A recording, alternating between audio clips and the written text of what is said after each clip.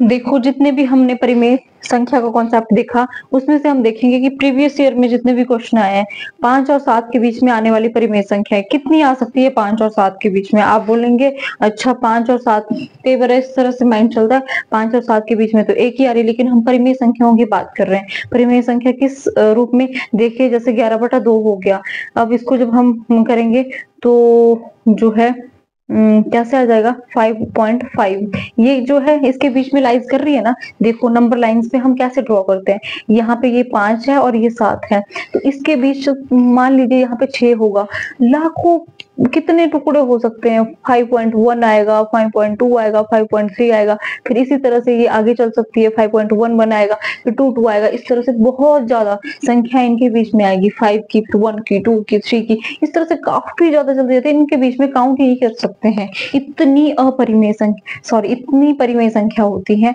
P Q की form में जो आती है हमारे पास यहाँ पे। ठीक है, इसीलिए हम क्या कहेंगे कि 1 2 की तो बात ही नहीं है। समझ रहे हो? समझ रहे हो यहाँ से? 6.1, 6.12 ऐसे 6.134 ऐसे ये काउंटिंग चलती जाएगी। ऐसे 1 डिजिट में, 2 डिजिट में, 3 डिजिट में कितने लाखों करोड़ टुकड़े हो सकते हैं बीच में। तो इस तरह से ये जो है संख्याएं चलती है और फिर ये आगे जो है मतलब हम जब डिवाइड करते हैं ना, तो इस तरह से ये बहुत सारी संख्या इनके बीच में आती हैं। तो कभी भी क्वेश्चन चाहे यहाँ से अब चेंज हो जाए, 2 संख्याओं के बीच में जब भी पूछा गया है कि परिमेय संख्याएं कितनी है, तो हमारे पास क्या ऑप्शन होगा? आंसर आपका अनंत संख्या है, काउंट ही नहीं की जा सकती, इतनी संख्या होती है। क्वेश्चन कोई भी हो कॉन्सेप्ट यही रहेगा। √2 और √3 का गुणनफल क्या होगा? मल्टीप्लाई क्या होगा? किसके बराबर आएगा? देखो जब भी √रूट की वैल्यूज को हमने मल्टीप्लाई करना है आपस में, तो इस तरह से होती है, अंदर मल्टीप्लाई कर लेते हैं इनको। कितना आ गया? √6। अब √6 की वैल्यू क्या है हमें क्या पता, कैसे पता लगाएं? हमने बात की थी कि √रूट की वैल्यू अगर इनका स्क्वायर नहीं निकल रहा है तो ये अपरिमेय संख्या होती है, तो उस हिसाब से ये संख्या जो है अपरिमेय संख्या आ गई। समझ में आई? लेकिन ठीक है, ये आ गया। देखो ये क्वेश्चन आ रहा है जहां से हमें √रूट की वैल्यूज पता होनी चाहिए। देखेंगे √रूट की वैल्यू आपको कम से कम 11 तक पता होनी चाहिए। 5 √6 √7 √8 √9 √10 √11। देखो एक की क्या होगी? एक ही होती है, इसकी क्या होगी? 1.4, इसकी क्या होगी? 1.7, जो है 2 √4 का क्या होगा? 2, 2.2, 2.4, 2.6, 2.8, 2 ऐड करते जाना है।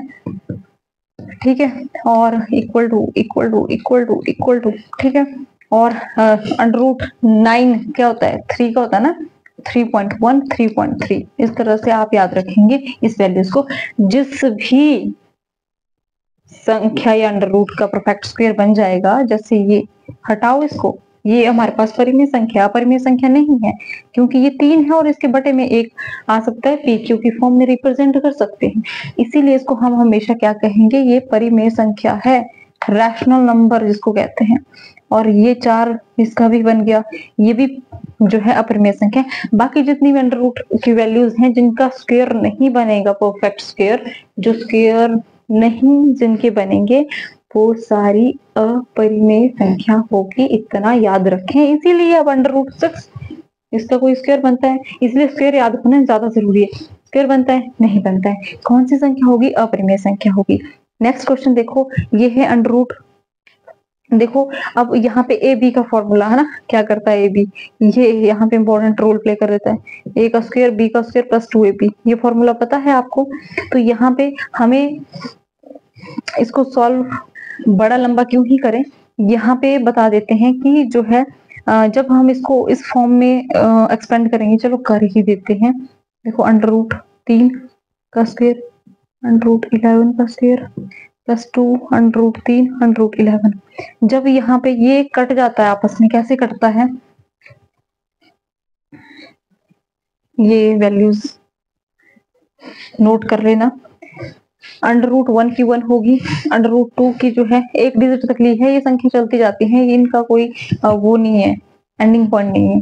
√2 को तो हम, √1 को तो हम एक परिमेय संख्या मान सकते हैं, क्योंकि 1 इसकी वैल्यू आ जाती है। देखो आगे जो है फर्दर हम जो है इनमें क्या करते हैं, इसमें 1.4 आया, √3 की क्या है 3 ऐड कर दो इसमें, फिर क्या 2 और 2 2 जो है ऐड करते जाएंगे, √9 की 3 आ जाएगी, 3 में फिर 3 के बाद जो है √9 की 3.1 आएगी, और फिर हम जो है इसमें 3.3 जो है 11 की संख्या आएंगी। इसमें सिंपल सा है कि याद 2-3 बार जब आप इसको पढ़ेंगे तो हो जाएगा। देखो हम सीखेंगे यहाँ से अंडर को हटाना। अंडर का मतलब ही क्या है 1/2, तो इसका मतलब है जब हम अंडर को हटाएंगे तो इसकी पावर में 1/2 लिख सकते हैं, यस और नो, ठीक है ये लिख सकते हैं। लेकिन हमारे पास फॉर्मूले के अकॉर्डिंग ऑलरेडी इसकी पावर 2 भी है। ये जब इसको हम एक्सपेंड करते हैं, ये आपने फॉर्मूले देखे होने यहाँ पे, जब हम इस फॉर्मूले को करते हैं m इंटू एन, किसी की पावर हो तो ये आपस में मल्टीप्लाई हो जाती है, ठीक है। अब 1 और 2 ये इस तरह से मल्टीप्लाई होंगी तो ये कैंसिल हो जाएंगी और बच गया 3, इसीलिए हम डायरेक्ट लिखते हैं यहाँ पे ये 3 हो गया, ये 11 हो गया, प्लस ये 2, और ये जो है अब इनको हम नहीं इनके साथ कुछ भी कर सकते हैं, क्योंकि ये अंडर की ऐसी वैल्यू जिनके स्क्वायर नहीं बनेंगे, इनको हम अंदर ही मल्टीप्लाई कर लेंगे और ये 33 आ गया। जब यहाँ पे एक वैल्यू इरेशनल आ चुकी है तो ये सारी भी तो ऐड हो रही है इसके साथ। ये कैसे, ये 13 प्लस √32 √33 आ जाएगा। अब ये जब पूरी वैल्यू में एक ऐड ही है ना, बट ये कुछ ऐड जो संख्या हो रही है वो अपरिमेय है। जब एक अपरिमेय है ये तो पूरी ही अपरिमेय होगी, तो इसका आंसर क्या होगा अपरिमेय संख्या, ठीक है। अब यहाँ पे हमें बोला है कि इस तरह से नंबर दिया होगा 0.23 0.23 0.23 ये को परिमेय संख्या के रूप में व्यक्त करें। कैसे व्यक्त कर सकते हैं, जब भी आपके पास इस तरह से रिपीट कोई भी नंबर हो रहा होगा तो उस रिपीट किए गए नंबर को हम क्या करते हैं बार लगा देते हैं, जो भी रिपीट हो रहे हैं नंबर। यहाँ पे ये 2 नंबर रिपीट हो रहे थे बार बार, तो हमने क्या किया बार लगा लिया। और बार का कॉन्सेप्ट ये है कि जब हमने बार हटाना है तो बार हटाने के लिए हम क्या करते हैं ऊपर उसी संख्या को लिखते हैं और जितने पे बार लगे हैं उतने 9 नीचे लिख देते हैं। इस तरह से हम इसको PQ के रूप में रिप्रेजेंट कर सकते हैं। देखो ऑप्शन में कहा है ये आंसर, ये है option A is the right. Next है √5 और √7। हमने अभी वैल्यू पढ़ी थी इसीलिए पढ़ी थी। √5 की वैल्यू होती है 2.4 और √7 की होती है 2.6। इनके बीच में अब हमने देखना है क्या पूछा है कि बीच में एक परिमेय संख्या, इन 2 नंबर्स के बीच में कोई, अब देखो √5 और √7 आएगा तो हमें पता नहीं लगेगा क्या है, लेकिन जब हमारे पास अप्रोक्सीमेट वैल्यूज इनकी आ गई कि ये 2.4 समथिंग है, ये 2.6 समथिंग है, इसके बीच में फाइंड आउट करना इजी हो जाता है। देखेंगे ऑप्शन देखो, अब एक पूरा नंबर है और दूसरा ये है, इसी के पास हमारे पास भी ये इस तरह से एक ही पूरा नंबर है और बाकी जो है फ्रैक्शंस में चला गया। तो देखो पहला जो नंबर है वो 4 है, 2 से तो बड़ा है, तो क्या ये 2 के बीच में आ सकता है? जब 4 है तो 2 से तो वो काफी बड़ा है, तो करो इसको बाहर एलिमिनेट करो। 1 अब 2 से छोटा है, करो एलिमिनेट।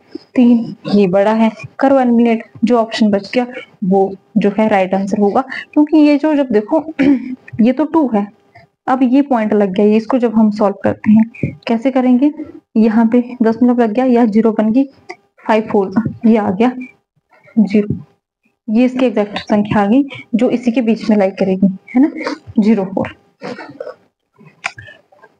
नहीं किसी को समझ आई, कंफ्यूजन इसमें तो नहीं होती? तो 40 बड़ा है कि 0.4 बड़ा है? अगर नहीं समझ आ रहा तो 0 लगा दो पीछे, तो ये 40 है और ये क्या है 0.4 है, तो ये इसके बीच में आएगा, ठीक है। यहाँ से अब नेक्स्ट देखो 9.2 और 10.5 के बीच में आने वाली परिमेय संख्या ज्ञात करो। अब देखो जब ऑप्शन में हमारे पास 2 डिजिट में डेसिमल के बाद दिया है तो क्वेश्चन को खुद चेंज कर दो, कोई मतलब नहीं है, 0 लगा दो अपनी जो है क्वेश्चन को सॉल्व करने के लिए इजीली।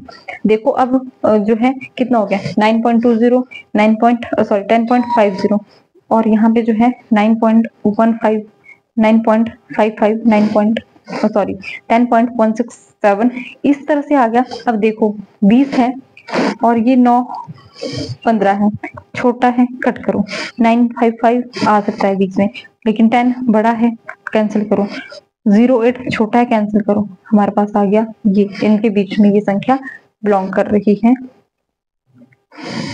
ठीक है। नेक्स्ट देखो किसका वर्गमूल परिमेय संख्या, इसीलिए मैथ्स में कैलकुलेशन स्ट्रॉन्ग होने के लिए table, square root, cube root, tips पे होने चाहिए।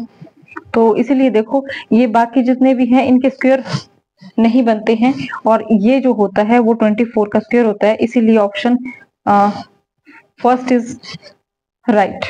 नेक्स्ट क्वेश्चन है सभी परिमेय संख्या। अब यहाँ पे अगर ये चीज नहीं आए समझ तो यहाँ पे आ जाओ। क्वेश्चन पूछा है कि सभी परिमेय संख्या कैसी है, वास्तविक है, काल्पनिक है, पूर्ण है, प्राकृतिक है। तो हमने चार्ट देखा था कि जितनी भी रियल नंबर है उसके अंदर हमारे पास इंटीजर आता है, इंटीजर को जेड से नोट करते हैं। इंटीजर के बाद हमारे पास आते हैं सॉरी रैशनल नंबर आते हैं जिसको क्यू से डिनोट किया जाता है, फिर इंटीजर आते हैं, फिर हमारे पास होल नंबर आते हैं, फिर नेचुरल नंबर आते हैं, इस तरह से। तो क्या बोला हमने कि सभी परिमेय संख्या क्या है, यही तो हम रीजनिंग में भी करते हैं ना कि किसके अंदर कौन सी आ रही है। अब ये रैशनल नंबर है, इनका तो कोई मेल ही नहीं बनता है, अलग से है। तो ये आती तो वास्तविक संख्याओं के अंदर ही है पर अलग से, और ये इसके अंदर अंदर अंदर आते हैं। कौन सी? क्या नेचुरल संख्या? क्या सारी होल संख्या नेचुरल संख्या है? नहीं, जितनी भी नेचुरल जो भी नेचुरल संख्या है वो सारी होल होंगी, ठीक है। होल है वो सारे इंटीजर्स में आ जाएंगी, इंटीजर है वो सारे रैशनल्स में आ जाएंगी, इंटीजर है वो सारे रैशनल में आएंगे, और जो रैशनल है वो सारी जो है रियल नंबर्स में। तो क्या है कि जो भी सभी परिमेय संख्या हमारे पास क्या है, वास्तविक संख्याएं हैं। क्या है? वास्तविक संख्या। आई थिंक यहाँ तक क्लियर हुआ।